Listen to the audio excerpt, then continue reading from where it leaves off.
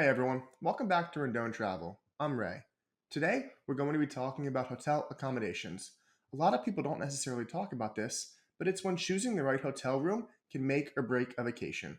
When planning a trip, it's important to think about different hotel rooms and different hotel choices. Sometimes a hotel is just a hotel, it's a place to sleep. But let's dive in and talk about whether a hotel room or a hotel can truly make or break a vacation. So let's start with romantic getaways or even couples trips. Depending on the destination, you'll want to go with a nice room.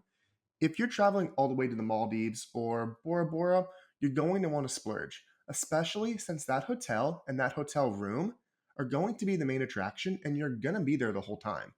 Next, we have family vacations. And I covered this in a previous video, but when you're traveling with families and children, when the kids need to go to sleep and you're in a regular hotel room, it's lights out for everyone. So splurging on that suite or those connecting rooms might make a difference in the long run. Next is business. And most of the time when you're traveling, your company's going to foot the bill. But when it doesn't, maybe paying a little extra for that convention hotel where everyone else is staying is going to be a little bit easier. Lastly is adventure travel. And this one has its pros and cons, but let's talk about the pros now and cover the cons later. I'll give you an example about something I talked about in my previous video. Me and my friends took a trip out to Denver back in January. We went to Breckenridge and we chose to spend more money on a hotel that was right on the slopes. We decided to splurge because after a long day of skiing powder, the last thing we wanted to do was drive 30 minutes back to the room. For here, I just thought convenience was key. Now, let's switch gears and talk about when it doesn't really matter where you lay your head at night. First up, flight layovers and road trips.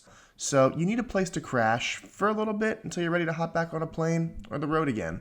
No big deal. Don't need to hit the Ritz-Carlton up for this one. Now, there's budget travel.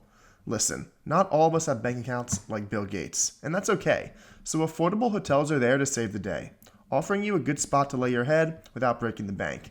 And actually, a lot of them even throw in some great perks. Breakfast, parking, gyms, things to sweeten the deal a little bit.